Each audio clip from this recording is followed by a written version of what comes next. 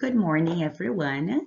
This is Carolina Daly and Emily Ortiz. We're going to be talking about the prevalence of measles among persons in the United States between 2009 and 2020.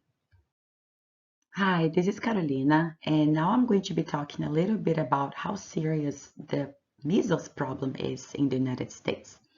Before the measles vaccine was developed in 1963, about 500,000 cases were reported to the CDC every year, and that resulted in 400 to 500 deaths. A lot of people ended up being hospitalized, and many others suffered consequences, for example, brain swelling. Back in 2000, thanks to a countrywide vaccination program, measles was considered eliminated in the United States. Even though since then there were cases of the disease that were reported in the country, going from around 37 cases in 2004 to 667 cases in 2014.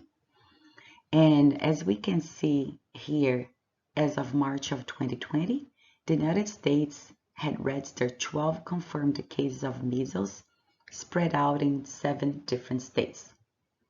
Also, last year, in 2019, the number was close to 1,300 cases, and that's the highest since 1992.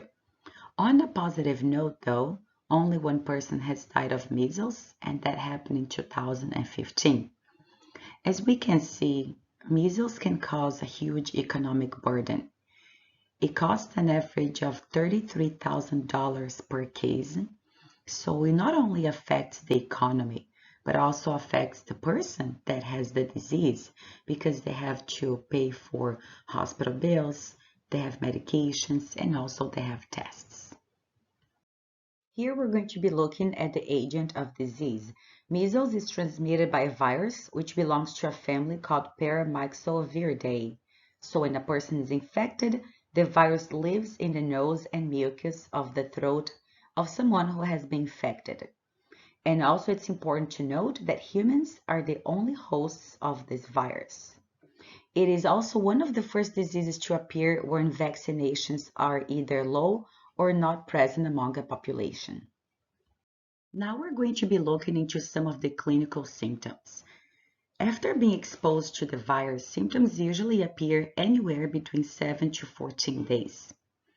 And during that incubation period, which is that time interval between exposure to the infectious agent and the appearance of the first signs or the symptoms of the disease, individuals they show no symptoms at all. It's also really important to watch for any of those symptoms because measles can be especially dangerous for babies, also young children. The main symptoms seen are high fever, it could be over 104 degrees, it could be cough, runny nose, red and watery eyes. Many of those simple symptoms resemble those of a bad flu, so it's really important to watch for other symptoms as well, such as lack of appetite, diarrhea, general weakness. A person usually they feel tired. About 3 to 5 days after the infection, a skin rash appears, and that usually starts on the hairline, and then eventually it spreads to the person's neck, their trunk, arms, legs, and feet. As we can see here in the picture, this picture shows what a measles rash looks like. We can see you don't see a lot on the person's face, but mostly it's concentrated on their neck, trunk, and literally spreads all over their body. Continuing on the clinical symptoms, there are many others that are not commonly reported, but they could still be signs of measles infection. One of them is sensitivity to light, or even swelling around the eyes, myalgia, which is just muscle soreness. You know that feeling you have when you get the flu, your body just hurts, your muscles hurt. So that's another symptom of measles. Another interesting symptom, it's what we call Koplik spots. So they are small white spots that appear inside the mouth They resemble tiny grains of sand, as we can see here in the picture. See, they're very small, white, and they're very distinct because they're surrounded by a red circle. And they're usually seen inside the person's cheek. And so that's another symptom that sometimes people may have those, they may not be presenting others. So being aware of all those symptoms, it's very important when diagnosing measles. Here we're going to look into modes of transmission. The virus enters via the respiratory tract by respiratory droplets, or the conjunctiva, which is the clear tissue that covers the white part of our eye and the inside of our eyelids. So when a person either sneezes or they cough, they can spread the virus to people around them. So as we saw, it is droplet transmission.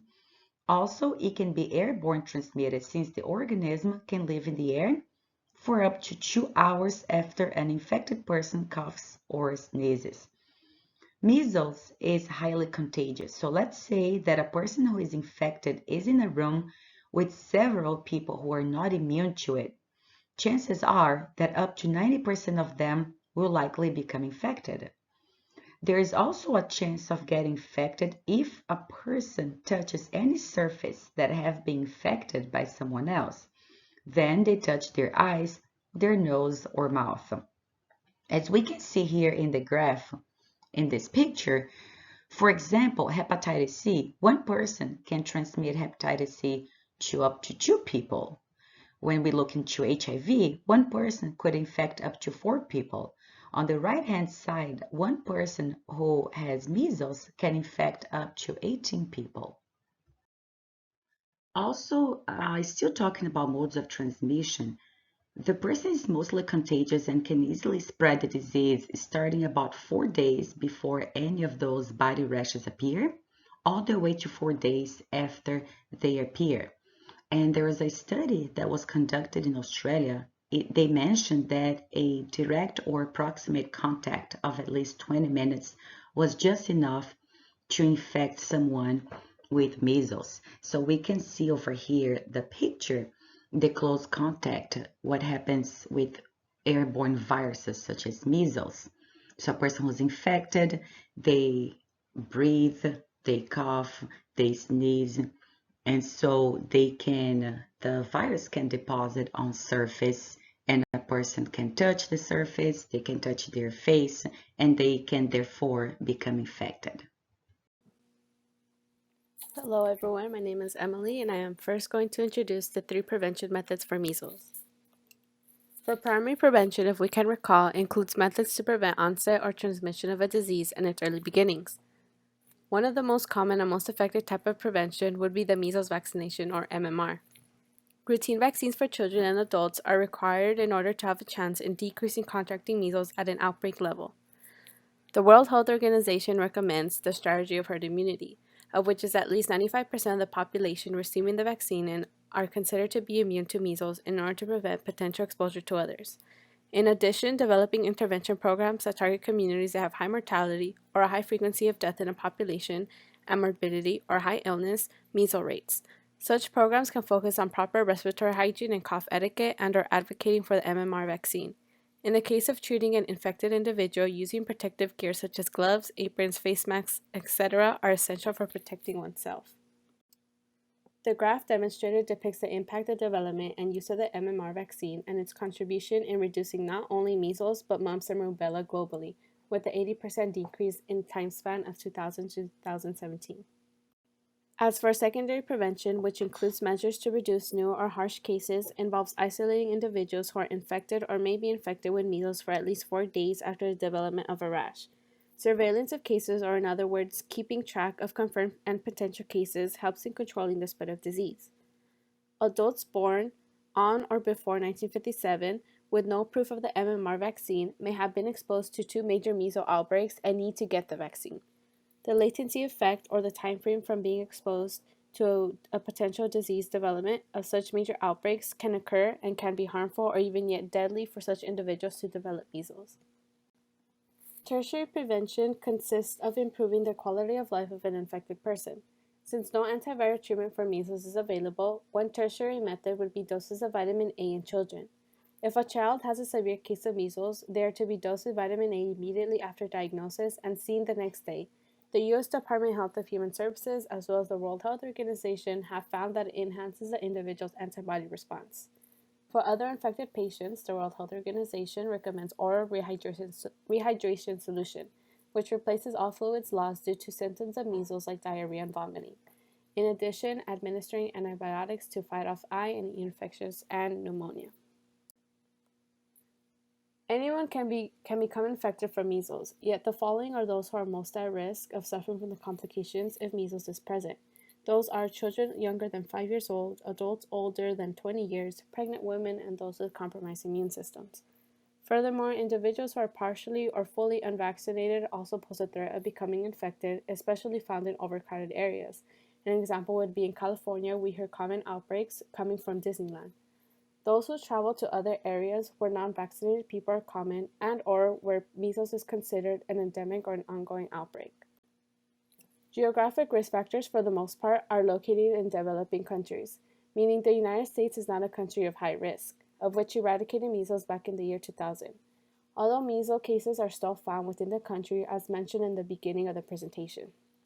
According to the World Health Organization, economic risk factors are found to be an average of 95% of measles deaths occurring in countries with low capita incomes.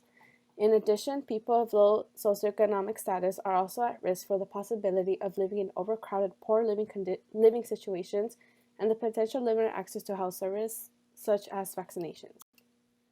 In terms of occupation, healthcare workers are at most risk, as well as any childcare facility, including schools and universities. Social risk factors would be one of the reasons for measles cases occurring in the U.S. Travelers incoming from countries of high risk pose a threat to a potential breakout. Cultural risk factors have posed a great impact on measles cases here in the States. For instance, some cultures believe that they do not need vaccines to be safe, while other cultures believe the association between vaccines and autism. Major cases in 2018 pertain to the unorthodox Jewish community, with 95% of children non-vaccinated. Furthermore, the Somali American community once was a highly vaccinated community, but in 2017 led the most measles cases. Due to the false belief of vaccines causing autism, it had made an effect in a downfall of vaccination in Somali Americans. Looking at the secular trend of measles cases from 2001 to 2018, the years 2014 and 2018 are at the highest. In 2014, the U.S. Department of Health and Human Services found 23 measles outbreaks, with one as large as over 380 cases, majority from unvaccinated Amish community and travelers from the Philippines. In 2018, 17 outbreaks, 3 from New York, among unvaccinated Orthodox Jewish communities, of which traveled from Israel. Not only in this graph you can see an increase of numbers over a period of time, or a secular trend, but you can also see the numbers go up and down, of which is a cyclical trend. Now we're looking into temporal variation. In areas where measles is still endemic, the transmission of the virus shows a seasonal trend. For example, in areas where the climate's mild, the virus is highly transmissible, usually in late winter and spring. As we can see here in the graph, the first few months of the year, we can see that the cases are very high, and that goes all the way through number 6, which is June, which is late fall, late spring, and beginning of summer months, and that's when the numbers decrease. Before vaccination programs were implemented, childhood infection was almost universal. Measles epidemic took place in approximately 4-year cycles, so there were periods of very high incidence which alternated with low incidence inter-epidemic periods. And due to the introduction and also increased coverage of the measles vaccination, as we saw earlier in the presentation, the incidence of the disease during those epidemic periods has dropped, and the intervals between those epidemics have become much longer. So due to the high levels of immunity among the population, the disease is considered eliminated in many countries, as we saw that earlier in the United States as well. But if this level of population immunity is not maintained, the cyclical pattern of the measles outbreaks could reappear. Looking into the gaps in knowledge, what first needs to be addressed is the fact that personal beliefs of individuals posing the biggest threat of another possible measles outbreak. As mentioned in the risk factor section of the presentation, those that believe the false claim of vaccines causing autism or not having the need for vaccines in order to be safe are one of the main gaps within communities. Not only are such beliefs part of the problem, but also accessible vaccinations for those who have no access to the MMR vaccine. The World Health Organization mentions that health services need to be better equipped to meet the needs of all communities and routine vaccination for their family and themselves, meaning there is a gap within the health services and administering the vaccine within all communities. Now we're going to look at areas for further epidemiological research. One of them would be more ways of prevention and protection besides the vaccine. Of course, the vaccine for prevention is number one, and we will be getting immunity to measles via the vaccine. But for example, educating the population, educating communities on the symptoms of measles, what to look for. Those symptoms that we saw are the common ones and they resemble the ones of the flu, but there are many others such as cold spots, swelling around the eyes, loss of appetite that many people don't know about. So if they know what the symptoms are, they can call a doctor, they can take care of themselves, and of course, spreading the vaccination programs. The vaccine could be mandatory for children. So, for example, children are not allowed to enroll in school unless they have the vaccine. Something very important to note is that measles infection can cause long-term damage to the immune system. There were two studies published in Science and Science Immunology. They illustrate how this could be happening. So they're saying that the measles can create a form of immune amnesia, and that can leave children and anyone exposed to it at a higher risk for illness because it's almost like their immune system forgets what it's supposed to do. The $100 million should be invested in my group because even though the United States had eradicated measles in 2000, in the past year there were more than 1,000 cases in about 60% of the country, the largest since 1992. As of now, in 2020, there have been 12 confirmed cases, suggesting that this is an ongoing growing problem. If measles had been eradicated back in 2000, why the sudden increase of cases? This answer can be located within individuals' beliefs and the lack of healthcare services in communities that are usually hard to reach. With the grant, programs that educate and shift individuals' beliefs upon vaccinations will be created, as well as creating programs in communities for them to have access for routine vaccines. The World Health Organization reports the second round for the MMR vaccine coverage stands at 67%, when the initial dose is at 85%, falling short of the 95% needed for herd immunity. With both programs being delivered, it will not only help advocating for the MMR vaccine, but the need for vaccines in general.